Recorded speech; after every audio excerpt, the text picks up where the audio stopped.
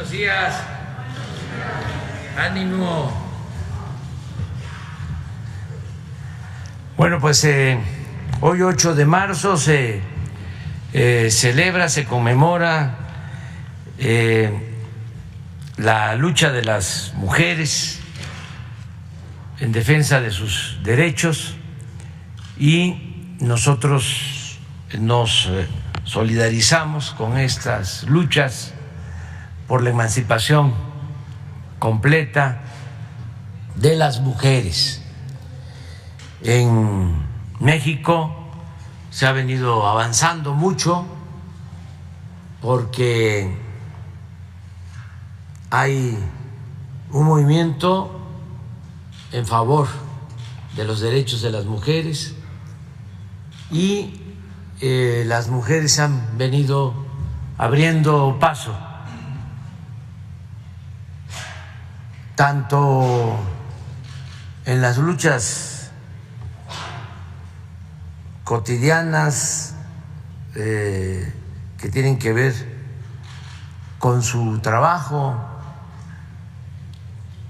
en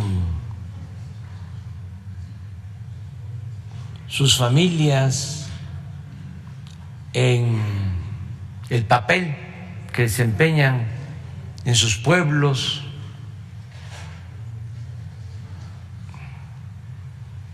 como también las mujeres que actúan en el servicio público. Me da muchísimo gusto, por ejemplo, poder decir que de 25 millones de personas beneficiadas con los programas de bienestar, 25 millones, 13 millones son mujeres. En las becas, que son alrededor de 11 millones, la mayoría mujeres. En la pensión a adultos mayores, la mayoría mujeres. Hasta en trabajos que antes solo eran de hombres, en lo predominante, aunque siempre ha trabajado el hombre y la mujer y la familia en la agricultura, ahora ya cada vez más mujeres en Sembrando Vida, en Producción para el Bienestar, pero en general más mujeres participando. En el gobierno que represento, más mujeres en los cargos decisivos. Acabo de terminar el fin de semana de visitar 24 estados y me reuní con servidores de la nación, 70% mujeres. Estamos hablando de los más importantes servidores públicos. Desde luego,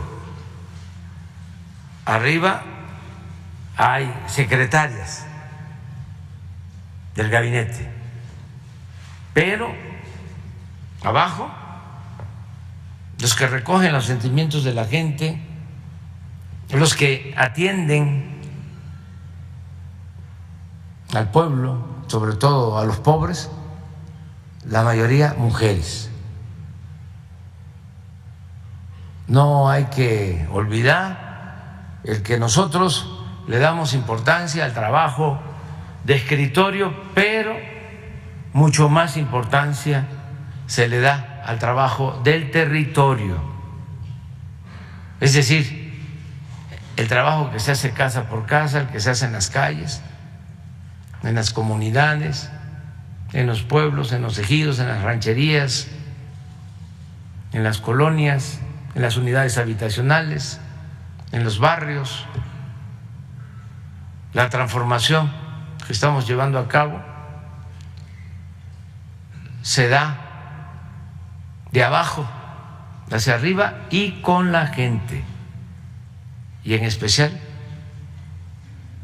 el motor de este cambio son las mujeres. Por eso, felicidades a las mujeres. Hoy van a haber reuniones, nos vamos a encontrar aquí con mujeres en el patio central del Palacio.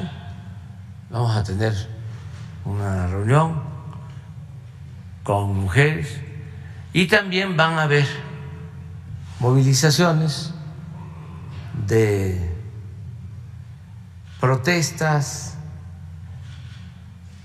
ejerciendo el derecho que tenemos todos de manifestarnos. Solo recomendar que se actúe de manera pacífica, sin violencia. Pero está garantizado en todo el país el derecho de manifestación.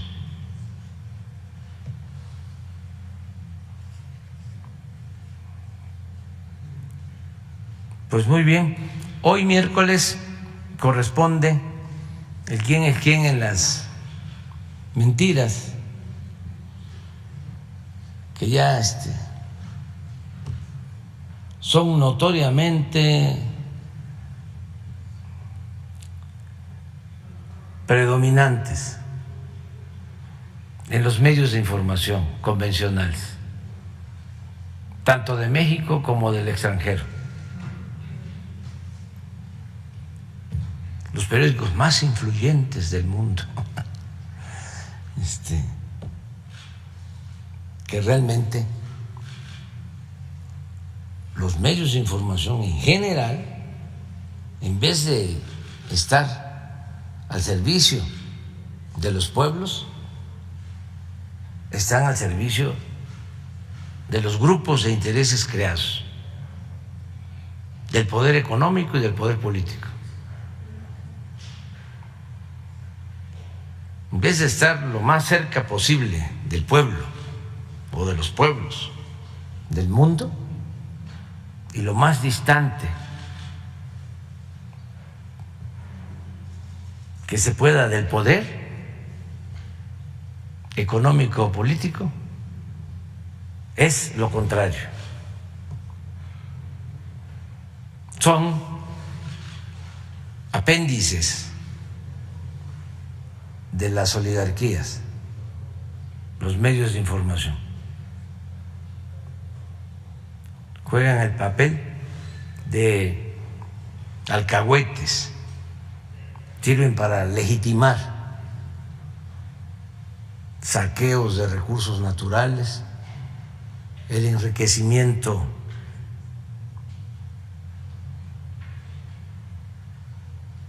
insultante de unos cuantos a costa del sufrimiento de miles de millones de seres humanos. Desde luego hay excepciones honrosas, pero no es la regla, es la excepción. Eso es parte de la decadencia que se padece en el mundo. Se necesita emprender una transformación mundial donde se ponga en el centro al ser humano, donde no predomine, no reine, no impere el dinero, lo material. Pero bueno, afortunadamente está en las redes sociales, que en los últimos tiempos surgieron como una bendición, con todos sus defectos, con todas las manipulaciones que también se dan de manejo de bots,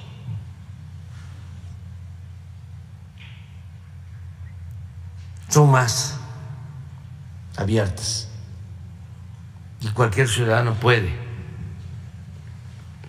manifestarse si tiene un teléfono,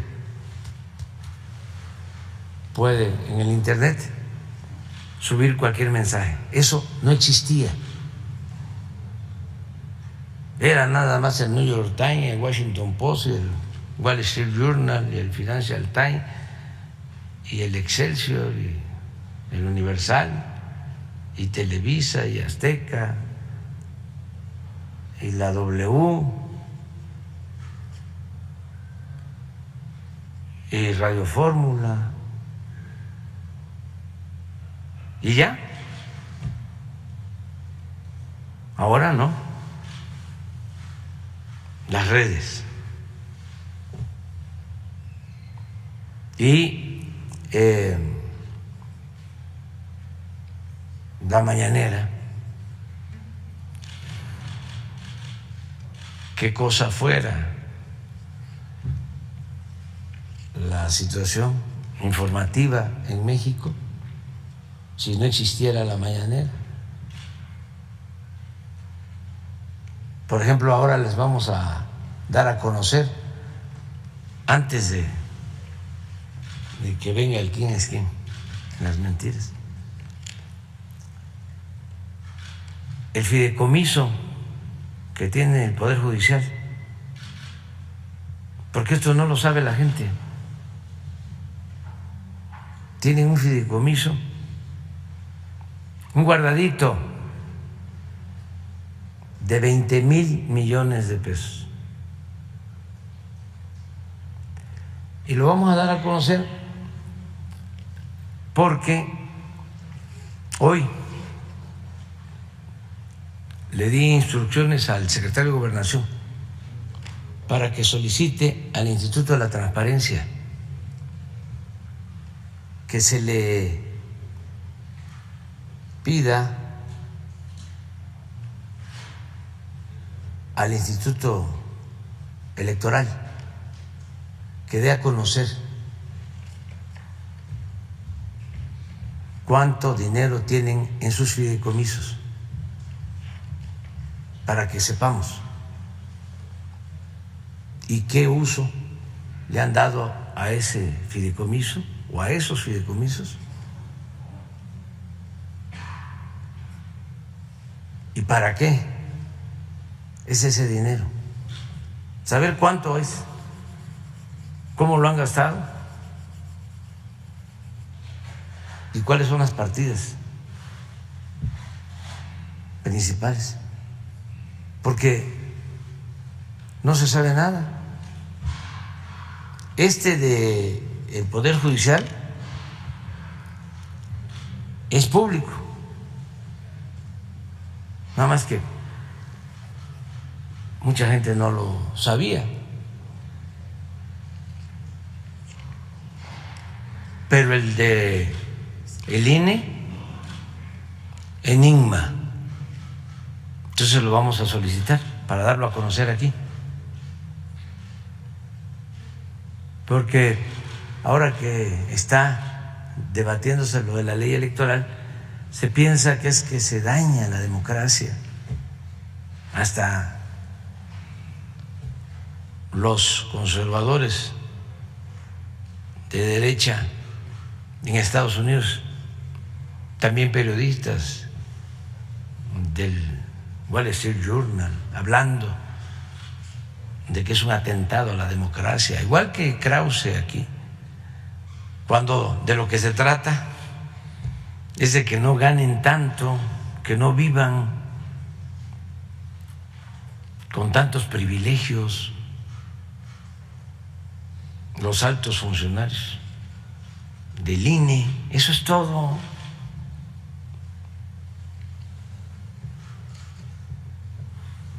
Esto es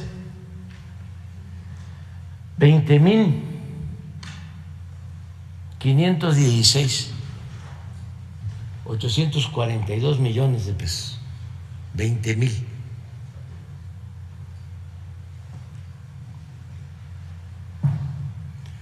Para ubicarnos, cuando nosotros llegamos al gobierno en el 18, la presidencia de la República manejaba un presupuesto de 3.600 millones.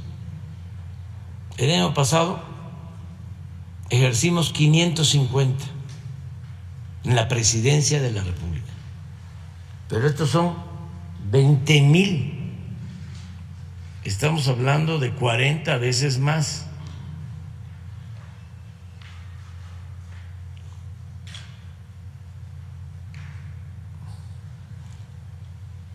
Compensaciones o pensiones complementarias para MC, debe ser ministros. Ojalá y nos detalle el Poder Judicial, nos informen.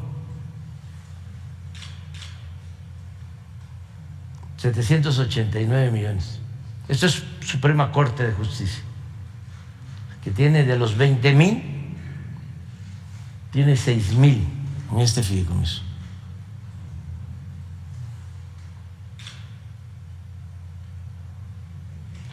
Pensiones complementarias para MM y PO, ahí sí me rindo, me doy por vencido, ahí sí ya no lo entiendo.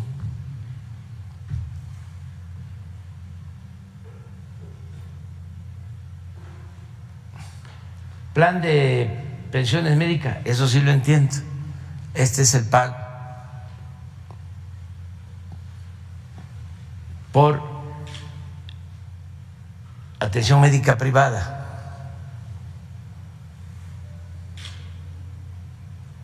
137 millones.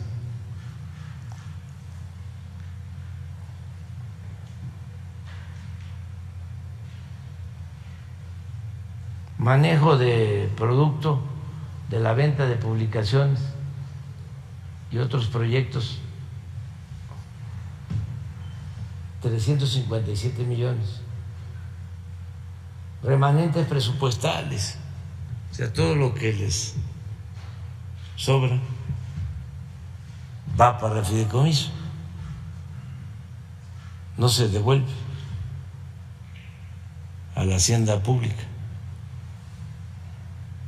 1.311.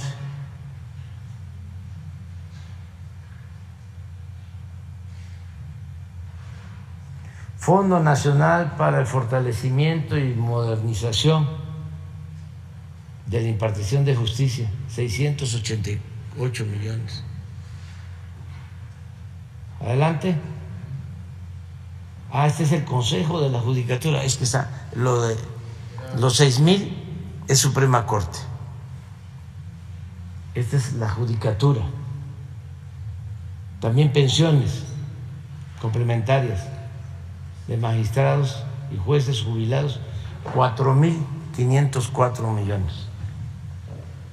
Fideicomiso para el mantenimiento de casas, habitación de magistrados y jueces. A ver, fideicomiso para el mantenimiento de casas, habitación de magistrados y jueces. 68.596.000 pesos. Fideicomiso de apoyo médico complementarios y de apoyo económico extraordinario para los servidores públicos del Poder Judicial de la Federación, con excepción de la Suprema Corte de Justicia, porque ya vimos que tienen ellos aparte eso, 66 millones de pesos. Fideicomiso para el desarrollo de infraestructura que implementa las reformas constitucionales en materia de justicia federal, 4.197 millones de pesos. Fondo de apoyo a la Administración de Justicia. Fondo de apoyo a la Administración de Justicia, 5.564 millones de pesos. Fondo para la administración de los recursos provenientes de sentencias que deriven en las acciones colectivas difusas. Ahí es muy poquito, creo que 1,000 pesos.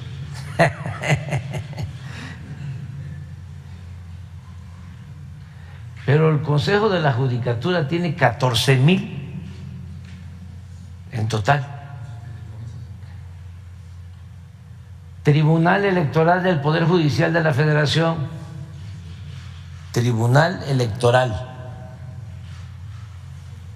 ahí donde van a ordenar que se restituya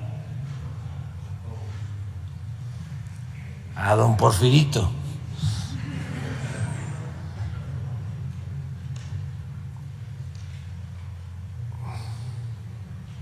Fideicomiso, Fondo Mixto de Cooperación Técnica Científica, México-España.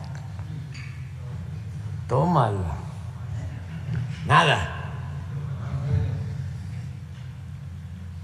Fideicomiso Apoyo Médico, ahí sí, complementario y de apoyo económico extraordinario para los servidores públicos del Poder Judicial de la Federación, con excepción de los de la Suprema Corte de Justicia de la Nación, 15,133,000. Eso es todo. El Poder Judicial de la Federación, el fideicomiso, 15 millones. Consejo de la Judicatura, 14,402. Suprema Corte de Justicia, la primera, 6,000. Total, 20,516.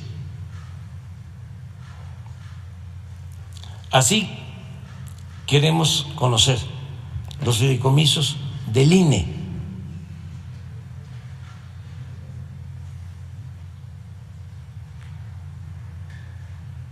Muy bien. Ahora sí, ¿quién es quién?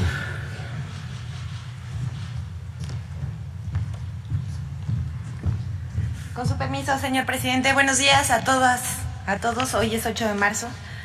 Es un gusto estar aquí hoy especialmente por las mujeres que lucharon porque otras mujeres ocupáramos estos espacios. Pero pues vamos a empezar con las noticias falsas. La primera, falso que la reforma electoral propiciará un narcoestado. Como parte de la desinformación, The Wall Street Journal, diario estadounidense que ha destacado la marcha en defensa del INE, publicó un artículo en el que se afirma que con la reforma electoral propuesta por el presidente Andrés Manuel López Obrador se debilita al INE y con ello se daría paso a un narcoestado. Pero todo lo que se afirma en este texto, por supuesto que es falso. La periodista May Anastasia O'Grady advirtió en The Wall Street Journal que la reforma electoral debilita al Instituto Nacional Electoral, lo que podría traducirse en inseguridad en las próximas elecciones, ya que el narcotráfico podría aprovecharse y aumentar el robo de urnas, amenazas y asesinatos contra candidatos que no comulgan con sus planes. Ella también dice, ahora que quiere acabar con el organismo de control electoral, que puede ser una de las últimas líneas de defensa contra un narcoestado. ¿Qué creen? Curiosamente, este texto se apoya en un informe elaborado por el PRI, el PAN y el PRD, donde reporta presuntos actos de terrorismo realizados por los cárteles. Sin embargo, el escenario pintado por el medio estadounidense forma parte de las noticias falsas que circulan para atacar al presidente López Obrador. Al pueblo de México le reiteramos: la reforma electoral se limita a modificar la estructura del INE, pero no afecta su funcionalidad ni limita el cumplimiento de sus tareas. Se busca disminuir los costos de las elecciones, que por cierto son unas de las más caras del mundo. Se eliminan duplicidades en puestos, pero no van a desaparecer las funciones ni las facultades del Instituto Nacional Electoral, por lo que el órgano seguirá fungiendo como árbitro electoral y las elecciones operarán con normalidad. Incluso el PREP funcionará mejor y el conteo de votos definitivo llevará menos tiempo. También es falso que el Plan B debilite al INE y se abran las puertas al narco. Lo que sí es nota es que ese influyente periódico estadounidense, The Wall Street Journal, difunda noticias falsas sobre las políticas del gobierno mexicano. Y si creían que era la única de The Wall Street Journal, pues no, hay otra. El exfiscal sugiere que Estados Unidos intervenga a México contra los cárteles. Y ya sabemos, los periodistas mexicanos le hicieron segunda. Tras las posturas intervencionistas del exfiscal de Estados Unidos, William Barr, quien publicó un artículo en el diario The Wall Street Journal en que acusa falsamente al gobierno mexicano de proteger a cárteles mexicanos y respaldó la iniciativa de considerar terroristas a dichos cárteles, así como permitir que las Fuerzas Armadas estadounidenses combatan a los cárteles en otros países. Esta postura fue retomada en redes sociales por la prensa estadounidense, pero no solamente por ellos. También quienes festinaron lo dicho por Barr fueron Mario Levario Turcot, Joaquín López Dóriga, pero fíjense, la mención honorífica se la lleva María Elena Morera, presidenta de Causa en Común, asociación que, recordemos, recibía financiamiento millonario directo, casi, de la mano de Genaro García Luna, ahora preso en Estados Unidos, cuando estaba al frente de la seguridad pública de nuestro país. Pues bien, Morera, quien en pantalla vemos muy cómodamente posando con García Luna, repetimos, preso en Estados Unidos. A la que también vimos muy contentita ahí es a la muy cuestionada Isabel Miranda de Wallace. En fin, queremos mostrarle cómo en una entrevista Morera defendió a sus jefes. Vamos a ver esto. Esta política de abrazos que tiene el presidente que tiene el presidente López Obrador, que bien decía William Barr en su artículo que el único que realmente luchó contra las bandas criminales era Calderón. Y López Obrador dice, ¿cómo puedes decir eso si García Luna era de ellos, era de los narcos? Pues sí, lo que pasa es que yo no hago sentencias, ¿no? Desde mi punto de vista, el tema de García Luna también es extraño porque no vimos ninguna evidencia, ¿no? Vimos muchos testimoniales que allá se toman en cuenta en este tipo de juicios, pero no vimos ninguna evidencia. Bueno, el pasado 6 de marzo, María Elena Morera fue entrevistada por Carlos Loret de Mola en Latinos. Sus declaraciones no tienen desperdicio. Duda de la culpabilidad de García Luna y cuestiona la inteligencia del gobierno de Estados Unidos. Pero como ya vimos, defendió al ex fiscal Barr y su política intervencionista y criticó al gobierno de la Cuarta Transformación. Vamos a ver otro corte. ¿Tú crees que García Luna es inocente? Mira, yo no puedo saber si es inocente o culpable. Lo que sí me parece extraño es que si las agencias de Estados Unidos, con los millones de dólares que tienen las agencias de inteligencia, la DEA, la CIA, el FBI, no lo supieran, ¿no? Entonces, ¿qué fue lo que pasó? ¿no lo sabían o en realidad no había nada? ¿No? O si sí lo sabían, ¿por qué no hicieron algo? Aquí no para. En una más de la Sinrazón, durante la entrevista, dice que México es un país corrupto y que aunque la Policía Federal estaba coludida, no debió desaparecer. Y ahí le echa la culpa a la ciudadanía de la corrupción cuando remata diciendo que la policía es una imagen del pueblo al que sirve. Porque yo algo que le debo reconocer, y siempre se lo reconozco a García Luna a pesar de las diferencias que tuvimos, fue que siempre atendió a las víctimas de secuestro y que construyó la Policía Federal. Y cuando yo me metí en esto precisamente por el secuestro de mi esposo, que la agencia federal fue quien lo rescató, García Luna al frente de la García Luna al frente de la AFI, mi hijo me decía: mamá, ¿tú vas a ir a gritar a las calles? Y yo, cuando termine mi carrera, me voy a meter a trabajar de policía. Porque desde adentro se hacen las cosas. Después se dio cuenta que no se hacen desde adentro y se salió. ¿No se terminó por podrir la Policía Federal? No, yo creo que no se terminó por podrir. O sea, ¿no debieron haberla desmantelado? No debieron de haberla desmantelado, desde luego. Mira, yo creo, Carlos, que como todas las instituciones en México, tenemos un gran problema de corrupción. Sin embargo, eso no significa que la Policía Federal fuera toda corrupta, ¿no? La policía al final es una imagen del pueblo al que sirve. Hasta aquí lo dejamos. Haga usted sus propias conclusiones. Vamos con la siguiente. Diario Reforma y periodistas conservadores mienten de nuevo sobre libros de texto y la iniciativa privada.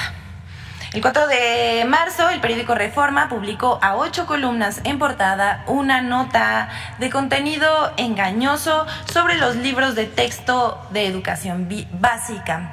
El título lo dice todo. Pretenden sacar a iniciativa privada de educación. Esta afirmación que hace el diario Reforma es falsa. Y les decimos por qué. La Secretaría de Educación Pública aclaró a través de la Dirección General de Materiales Educativos y de conformidad con el artículo 3 de la Constitución Política de los Estados Unidos Mexicanos y 113 de la Ley General de Educación, le corresponde a la SEP de manera exclusiva elaborar, editar, mantener actualizados, así como autorizar el uso de libros de texto para la educación preescolar, primaria y secundaria, y fijar los lineamientos generales para el uso de material educativo para la educación básica. Los libros de texto que no son elaborados por la Secretaría de Educación Pública deberán ser autorizados por la instancia educativa correspondiente. Esto no es de esta administración, está establecido en la Carta Magna. Reforma miente. No es verdad tampoco que la iniciativa privada no puede editar libros de texto siempre y cuando cuente con la autorización de la autoridad educativa. Reforma tergiversa la información para generar una percepción de que este gobierno rechaza la inversión de los privados. Pero el diario Reforma no fue el único que diseminó esta falsedad. Pablo Girard escribió en el periódico El Financiero una columna con un título de terror. Terminarán quemando libros, dice. Con el mismo argumento falso de dejar afuera la iniciativa privada de la producción de libros de texto. Con aquel discurso desgastado de que este gobierno quiere controlar la mente de los mexicanos a través de la ideología, que los profesores recibirán adoctrinamiento marxista por mandato oficial para controlarlos, lo cual sabemos que es absolutamente falso. Y si creen que paró ahí, pues no, Reforma no tiene llenadera, y entonces el 5 de marzo también publicó en portada una nota titulada "Cubre iniciativa privada de eficiencias educativas". Pero veamos lo que argumenta, pues muestra los avances de la política privatizadora de la educación en el periodo neoliberal.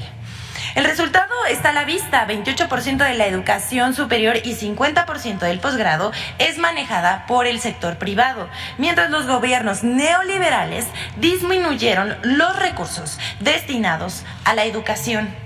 Ahora, con la nueva política educativa del gobierno del presidente Andrés Manuel López Obrador, aumentó el presupuesto educativo y se ha dispuesto un mecanismo para que todo aquel que quiera acceder a la educación pueda hacerlo. Un ejemplo de ello son las universidades Benito Juárez y también las becas para estudiantes. Que nadie tenga que abandonar la escuela por falta de recursos económicos. La educación en esta administración ahora es un derecho y no un privilegio. Pues hasta aquí, reforma. Pero vamos a otra cosa que acaba de mencionar el presidente y que vamos a puntualizar: 5 mentiras sobre la reforma electoral.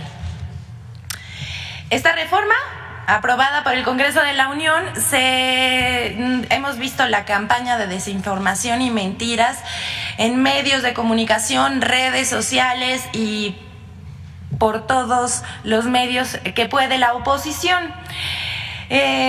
Pero no solamente por ellos, también por la autoridad electoral, como los consejeros Lorenzo Córdoba y Ciro Murayama. El gobierno, vamos a aclarar, no controlará al INE, que seguirá gozando de autonomía. Tampoco mutila al instituto, que seguirá cumpliendo con sus funciones. Vamos a estas mentiras y las vamos a responder. Primero dijeron que la estructura del INE está en riesgo si se desaparecen las juntas locales y distritales. Esto es una mentira, pues la reforma establece que el INE mantiene sus 32 órganos locales y sus 300 órganos distritales. 2. Que los datos personales se ponen en riesgo al mover los módulos de atención ciudadana a oficinas públicas de gobierno.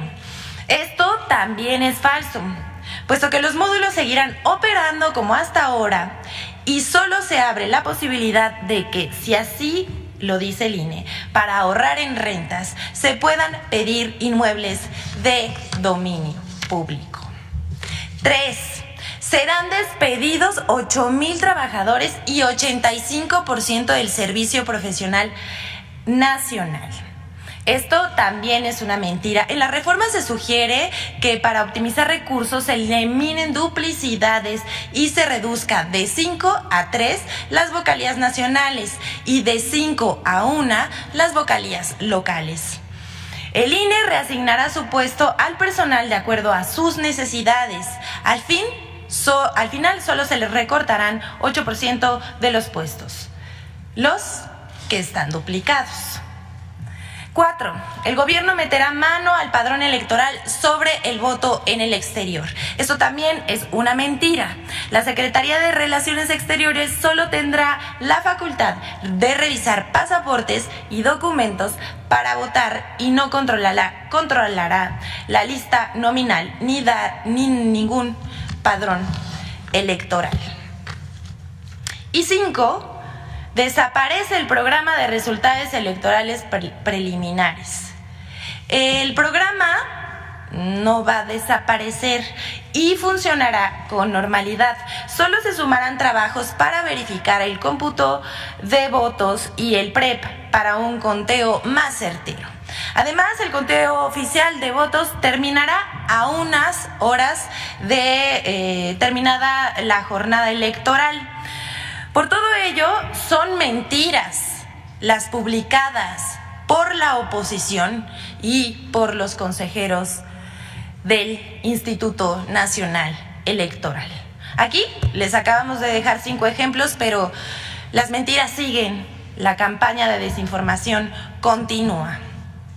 Por último, les vamos a mostrar un video de Infodemia sobre las noticias falsas diseminadas por el caso de 4 estadounidenses privados de su libertad, en donde lamentablemente 2 perdieron la vida. Vamos a verlo.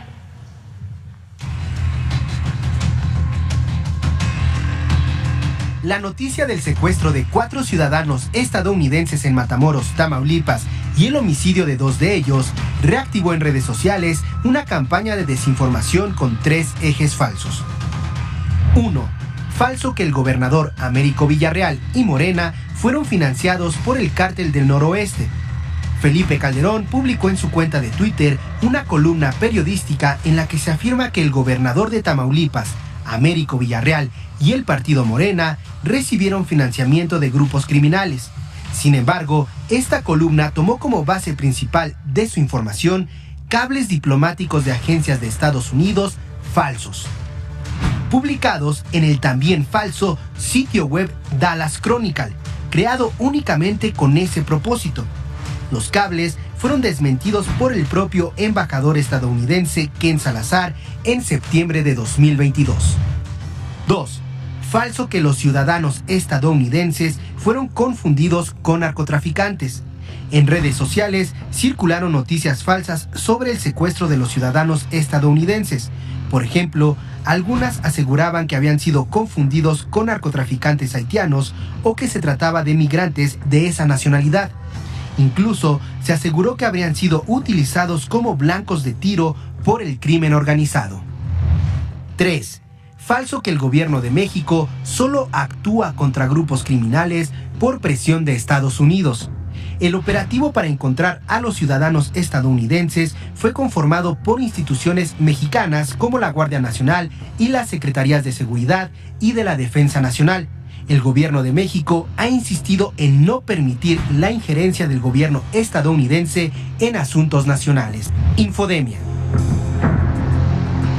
Hasta aquí la sección, pero si me permiten, en el marco del Día Internacional de la Mujer, me gustaría expresar que es un honor pertenecer y colaborar con el gobierno más humanista y con perspectiva de género que ha tenido este país, México, y una prueba de ello es que por primera vez en la historia esta administración tiene un gabinete paritario. La lucha sigue. ¿Es cuánto, señor presidente?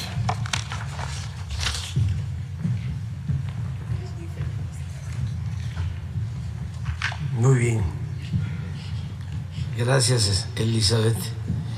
Quedaron pendientes 3 compañeras y empezamos.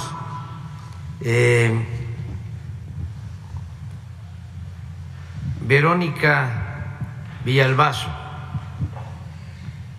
Norma Ramírez y Janet Galindo. Así es, ¿verdad? Las 3. De acuerdo. Gracias, presidente. Buenos días.